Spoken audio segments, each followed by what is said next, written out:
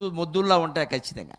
మగవాడంటే ఓ రకంగా చెప్పాలంటే ఈ స్తంభం, స్త్రీ అంటే అదిగో దానికి వేలాడుతూ చూడండి పూలతీగ, అది లెక్క. ఆ పూలతీగ స్తంభానికి అల్లుకుంటేనే బాగుంటుంది, అంతే. అలాగే పూలతీగ కూడా స్తంభంలా నిలబడతానంటే నమస్కారం. పూలతీగ పూలతీగలాగే ఉండాలి, స్తంభం స్తంభంలాగే ఉండాలి.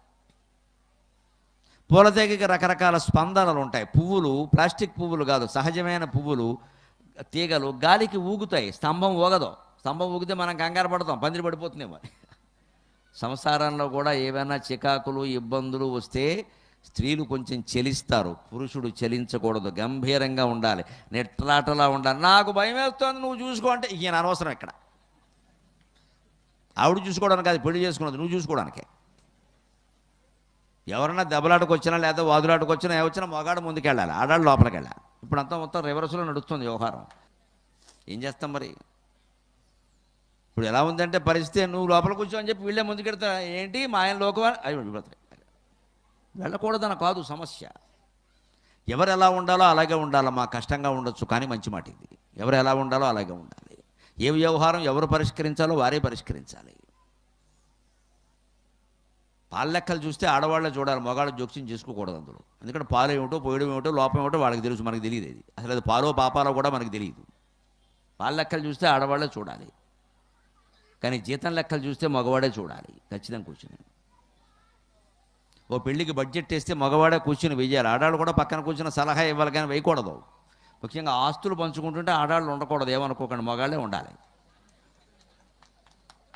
నలుగురు కొడుకులు ఆస్తులు పంచుకుంటారంటే కోడళ్ళని నలుగురిని పుట్టింటికి పంపేయాలి, శుభ్రంగా స్పీడ్ పోస్ట్లో పంపేయాలి. మళ్ళీ స్పీడ్ పోస్టు అంటించేసి అప్పుడు నలుగురు కొడుకులు సుఖంగా పంచుకుంటారు. ఎందుకంటే వాళ్ళ అమ్మా నాన్న ఉన్నా పంచుకుంటారు, లేకపోయినా పంచుకుంటారు. అన్నదమ్ములనే ప్రేమ ఉంటుంది. ఏ కూతురులండి ఒక కడుపు నుంచి పుట్టారు వాళ్ళకు ఉంటుందండి. అందులో పెద్దన్నగారికి బాగా ఉంటుంది. ముఖ్యంగా మా తమ్ముడు, వాడు వ్యాపారం పెట్టుకున్నాడు కానీ బాగుపడలేదు పాపం, వాడికి ఆడపిల్లలు ఎక్కువ ఏదో ఉంటుందండి. ఈ తోడుకోవడాలు అక్కడ ఉన్నారనుకోండి, పడుకో మనకు లేరా అంటారు ఇక్కడి నుంచి. ఎందుకంటారో కూడా చెబుతానమ్మా, ఎవరిని నేను అనడం లేదు. ఎందుకంటారో గమనించండి. వాళ్ళందరూ ఏ కూతురులు కాదు కదమ్మా, తోడుకోడళ్ళు. ఒకరిది అచ్చంపేట, ఒకరిది బుచ్చంపేట. వాళ్ళకి ఎందుకు ఉంటుంది ప్రేమ ఆలోచించండి మీరు. వాళ్ళ పిల్లల మీదే వాళ్ళకు ఉంటుంది, మరిది మీద వాళ్ళకి ఎందుకు ఉంటుంది, తోడుకోళ్ళ మీద వాళ్ళకి ఎందుకు ఉంటుంది. కానీ అన్నదమ్ములు ఒకే తల్లికి పుట్టారు కాబట్టి, అయ్యో మా తమ్ముడు వాడికి ఏదో నాకు కొంచెం చదువు వచ్చింది, నాకు మంచి ఉద్యోగం వచ్చింది, వాడికి ఏదో రాలేదు, ఏదో వ్యాపారం చేసుకుంటున్నాడు, వాడు బాగులేదు వాడి పరిస్థితి అన్నగారికి ఉంటుంది, తమ్ముళ్ళకు ఉంటుంది, తోడుకోళ్ళకి ఎందుకు ఉంటుందండి. అందుకని ఆస్తులు పంచుకునేటప్పుడు మళ్ళీ సలహాలు ఉండదు అక్కడ. ఎలా అన్నదమ్ములు ఎలా అనుకుంటే అలా పనిచేసుకోవడమే. మా నాన్నగారు 83లో పోయారు, 85లో మేము ఆస్తులు పంచుకున్నాం. మా పెద్దన్నయ్య పక్క నలుగురువే ఉన్నాం, అసలు ఆడవాళ్ళు ఎవరు లేరు అక్కడ. మేమే పంచుకున్నాం. ఇప్పటికే తగ్గదా లేదు, మాకు సుఖంగా ఉన్నాం. అయిపోయాక చెప్పాం మొత్తం అందరికీ, మనకు వచ్చింది ఇదే, ఏం చేసుకుంటావు చేసుకోన్నాం, అయిపోయింది అంతే, గొడవలేదు, సుఖంగా సాగింది. ఎందుకంటే స్వార్థానికి అవకాశం తక్కువ, ఉంటే స్వార్థానికి అవకాశం ఎక్కువ. అదే అప్పచెల్లెళ్ళు తండ్రి ఇచ్చినటువంటి ఆస్తిని పంచుకుంటుంటే కూడా నాకేం మొహమాటం లేదు చెప్పడానికి. ఈ అల్లుళ్ళు వేలెట్టకూడదు, వాళ్ళనే పంచుకునేవాళ్ళు.